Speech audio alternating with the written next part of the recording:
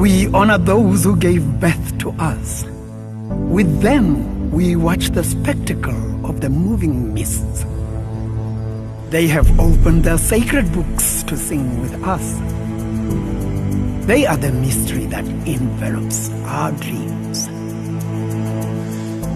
We sing the anthems that celebrate their great eras. For indeed, life does not begin with us. We had always wanted to tell the story of the House of Mandela without necessarily politicizing it. Because my grandfather had always regaled us with stories of when he was a young man, where he grew up, what formed him as a human being, and how he became, the person that he became. So we wanted, as children and grandchildren, we wanted to continue that story. People think when they think of Nelson Mandela, when they hear of Nelson Mandela, they think that he just fell from the sky.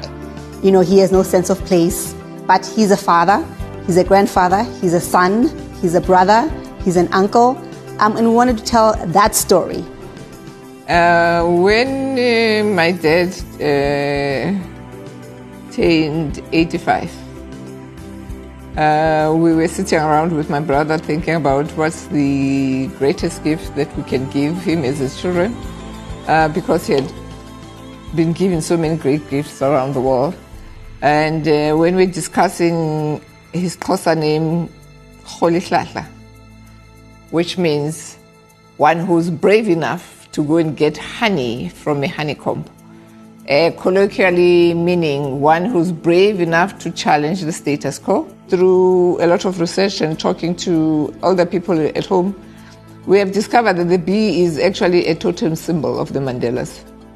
It represents very much a sacred place in the Mandela, the Madiba, the Tembu homestead, because bees are actually our ancestors. And there's a beautiful story that is always told that when my father was released from jail in 1990, and he went home from the airport, from Tata Airport until home, he was followed by a swarm of bees. So that's the sacred place that they stand. So the body of the bee actually represents the Mandela family. The wings of the bee represent the tree of life, our family tree. And also they represent that we are of peasant agricultural stock, who are people of the land, who are people of the soil. We have a great affinity with the soil and land in this House of Mandela. And this is how the story began. To forget one's ancestors is to be a river without a source, a tree without roots. The Mandela family as a people comes from the humble village of Mvezo. We are of the Tembu people. And in fact, our role as a family has been in the chieftaincy. And as the left-hand house, we are responsible for settling disputes within the royal family. So there's the main royal house, and there's the right-hand house, and as a left-hand house, we then take on that responsibility. The name that my great-grandfather is known for is actually one of our praise names, Madiba. It's a name that is called upon as part of a welcome ceremony. So when someone arrives at any traditional gathering, they generally have a mbongi, which is a praise singer who will then introduce the person. And that is a series of citing of a number of the names, which will help in tracing the lineage of a family. Where there is no wine, there is no great love. And where there is no passion, there is no great wine. Wine is about agriculture in this country. It actually helps a lot of people in this country. There's a significant number of people, especially black people, who are employed in the wine industry. When you want to produce good wine, you actually have to have a love of the soil, a love of the land. You have to tend the soil, you have to tend the vine, because it will produce a certain kind of grape for you that makes sure that you produce good quality wine. Our journey through the winelands in South Africa was quite an education for myself, my mother, and my family, because initially we didn't necessarily know anything about wine. But what we did is we hired a master of wine. Her name was Lynn Sheriff. And we said to her, we had requirements in terms of who we wanted to produce the wines on our behalf.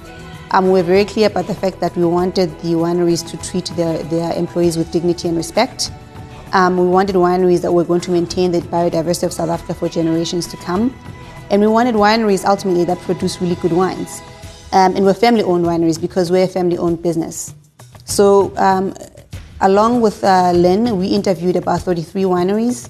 And initially, we chose 3 wineries which produced the Royal Reserve for us. So the Chardonnay was produced by Thelema, the Cabernet Sauvignon, which was produced by Hattenberg, and the Shiraz, which was produced by Fairview. So the next step after the Royal Reserve, after launching the Royal Reserve, which is our super premium range of wines, we decided to launch a more affordable range of wines because we want these wines ultimately to be available to everyone. And the work, for our project had begun in earnest. So we decided to partner up with Erasmus Wines. And Erlang Erasmus is our winemaker, and he manages the entire process for us.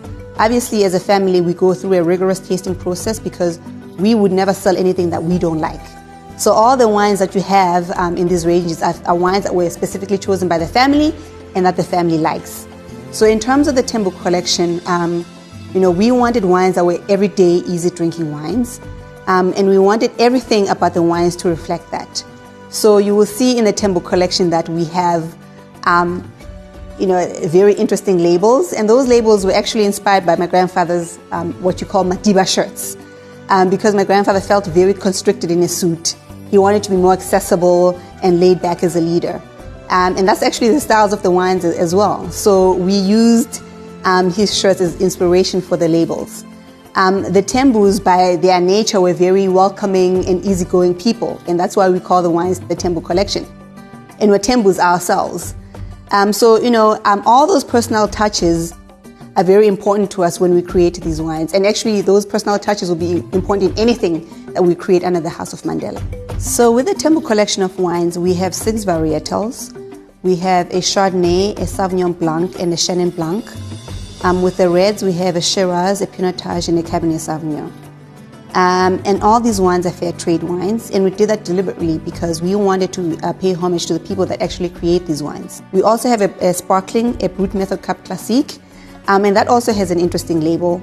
As I said, everything that goes on the wines is personalized. It's things that mean something to the family.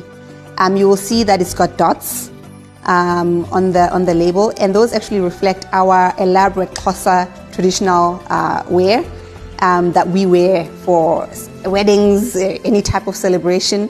And as a family, we celebrate everything. So it was quite important for us to have a sparkling, which we thought suited, the range very well. So my family and I celebrate somebody passing at school, somebody getting a promotion, somebody getting married, somebody having a baby. Like I said, we celebrate everything. So it was quite important for us to add a sparkling to the collection.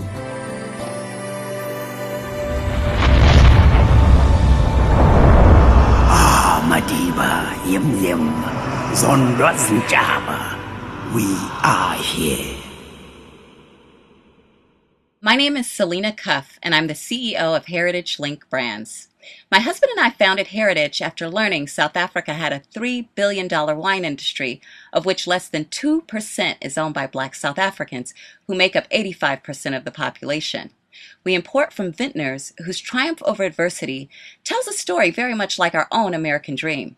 They pour their love, sweat, and tears into producing beautiful wines while literally transforming an industry one sip at a time.